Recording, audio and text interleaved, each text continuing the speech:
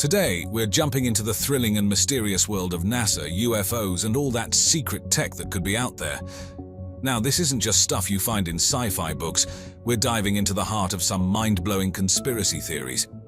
Let's break them down and chat about the people who've brought these wild ideas into the spotlight, such as the different alien types and what technology NASA may have. So, have you ever wondered if NASA's hiding some really cool alien tech? There's a bunch of theories out there that suggest they might have gadgets that are way more advanced than anything we've seen. Some people think NASA, maybe with a little help from other secret groups, got their hands on this stuff from UFO crash sites or through some sneaky deals with aliens. Just think about what that could mean for us. And then there's talk about NASA making some groundbreaking discoveries, like crazy good propulsion systems or entirely new energy sources. But here's the catch: these breakthroughs might be top secret. Why, you ask? Maybe they want to keep things just the way they are, or they're worried about this tech getting into the wrong hands. There's also this idea that what NASA shows us is just a small part of what they're really up to. Some folks speculate about hidden missions, secret bases on the Moon or Mars, and even close encounters with extraterrestrials in space. It's like something straight out of a sci-fi blockbuster. Let's chat about some interesting characters in the UFO world. Bob Lazar. This guy's pretty famous in UFO circles. He claimed he was working on reverse engineering alien spaceships near the mysterious Area 51. He talked about the government having a few of these spacecraft and even mentioned using an element called moscovium for propulsion, long before it was officially recognized. Pretty wild, right? Gary McKinnon. He's the British hacker who made the news for breaking into US military and NASA computers. Gary claimed he stumbled upon evidence of a secret space program, including lists of non-terrestrial officers and details about transferring materials between space fleets. It sounds like something out of a Hollywood movie. Paul Hellyer, the former Canadian Minister of Defense turned UFO enthusiast. He's been pretty vocal about governments keeping the reality of UFOs and alien visitors under wraps. Paul believes that aliens have been visiting Earth for a long time and that this is a big secret shared among world governments. Edgar Mitchell, an Apollo 14 astronaut who wasn't shy about his belief in extraterrestrial life and UFOs. He suggested that the government has been hiding info about UFOs for ages, though he didn't have concrete proof to support his claims. Okay, let's start with the grey aliens. Just picture them. They're not very tall, kind of slender with this really smooth grey skin. But the most striking thing about them, their heads are huge, especially compared to their bodies, and they've got these big, almond-shaped black eyes. It's like they're staring right into your soul. And they don't have regular ears or noses, just small openings, and their mouths are super tiny. Ever since the Roswell UFO incident back in '47, these greys have been the talk of the town. They've become a huge part of science fiction, popping up in books, movies, TV shows, you name it. They're basically the face of the whole alien concept. But get this, in a lot of stories and supposed encounters, these greys are super smart and have technology that's way ahead of ours. We're talking about high-tech spacecraft, maybe even telepathic powers, and all sorts of gadgets, often used for mysterious medical procedures. And yeah, there's a lot of talk about abductions, which just adds to the intrigue and, let's be honest, the spookiness. Next up, green aliens. These guys are a bit more like us. Humanoid, you know? They've got green skin and more familiar features like ears, noses, and mouths.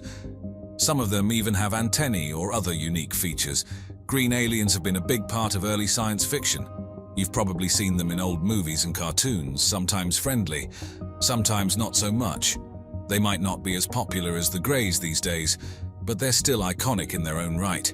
What's cool about them is how versatile they are in stories. Some are just curious about us humans, while others seem to have more, let's say, ambitious plans. It's what makes them such great characters in sci-fi. And now the robot-alien hybrids talk about a mind-blowing concept. Imagine a creature that's part machine, part alien. Some parts of their body are totally mechanical, like something out of a high-tech lab, while others are organic. This idea is huge in science fiction. It's where we play around with the idea of blending biology with technology. And of course, there are all sorts of theories about them, like maybe they're watching us or have some secret mission on Earth. These hybrids are often shown as super intelligent and strong, way beyond what any human or regular machine can do. But emotionally, they're a bit of a mystery. They might not feel things the way we do, which really gets you thinking about what it means to be alive. So what's the deal with NASA and aliens? Well, NASA's pretty straightforward about it. They're like, nope, we haven't found any extraterrestrial life or tech. Their gig is exploring space, looking for any signs of life, but as of now, they haven't stumbled upon any alien spaceships. But of course, that doesn't stop all the talk and theories in the UFO world. Alright, despite NASA saying they haven't found anything alien, the conspiracy theories are buzzing. Some folks are convinced NASA's playing a bigger game, keeping secrets alongside other government bodies. They think NASA's hiding proof of alien visits or even stashing away some high-tech alien gadgets. And when you see weird stuff in NASA's footage like unexplained objects, people are quick to shout UFO. But a lot of these can be explained as just space junk or tricks of the light. Now let's chat about Bob Lazar, a name that's pretty controversial in UFO circles. In '89, this guy claimed he was reverse engineering alien tech at a secret spot near Area 51. He even mentioned working with this mysterious element 115 to power these crafts. He described seeing saucer-like spaceships zooming around like nothing we've got on Earth. But here's where it gets dicey. People have poked holes in Lazar's story, questioning his background and the truth behind his wild claims. Don't forget, the US government's been peeking into UFOs for a while now. Remember Project Blue Book? From the 50s to the 60s, they were all about documenting and analyzing UFO sightings. But in the end, they were like, nothing to see here, folks. Most of the stuff they saw, they could explain, and they didn't find any evidence of little green men in flying saucers. In recent years, UFOs have made a comeback, especially with the Pentagon showing off videos of Navy pilots running into some unidentified aerial weirdness. These clips have got people talking again about aliens and their rides. But the big guys in the government, they're still not signing off on any of these being extraterrestrial. Let's dive into these NASA theories. Some folks reckon NASA astronauts have bumped into UFOs or other bizarre things out there in the vastness of space, but are keeping mum about it. People point to videos that look a bit fishy, strange stuff in space mission photos, or even mysterious comments from astronauts as proof that there's more than meets the eye. Now, onto the really juicy stuff, alien structures on the Moon and Mars. There's talk that NASA's stumbled upon alien buildings or artifacts on these far-off places, but is keeping the pictures under wraps. Imagine that, secret bases on the dark side of the Moon or oddities in photos from the Mars rovers. It's like something straight out of a science fiction novel. And then there's the idea that NASA's got its hands on some super advanced alien tech that's just way out of our league. Think propulsion systems that could totally revamp space travel, or other crazy technologies that could flip our world on its head. One event that gets a lot of attention is the so-called tether incident from 1996. A satellite tether snaps, and the video shows some weird objects floating around. Some say they're UFOs. NASA says they're just ice particles. It's a real head-scratcher.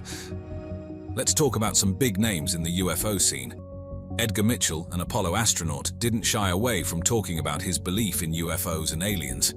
He even went as far as to say that the Roswell incident was legit and that aliens have made contact with Earth. Then there's Gordon Cooper, another astronaut, who claimed he saw a UFO while piloting a jet, and another sighting at Edwards Air Force Base. And let's not forget Gary McKinnon, the British hacker who broke into NASA and military computers and claimed to have found evidence of a secret space program and UFO tech. But, as intriguing as these theories are, we've got to keep our feet on the ground. A lot of these ideas are based on misunderstandings, a lack of solid evidence, or just plain old misinformation. NASA and other scientific groups have given pretty logical explanations for these supposed oddities, pointing to things like optical illusions or just regular space stuff. And really, with so much information now available to us all and NASA's active search for extraterrestrial life through programs like SETI and Mars missions, it's tough to believe they'd be able to keep a secret this huge. And as always, thanks for watching our video today.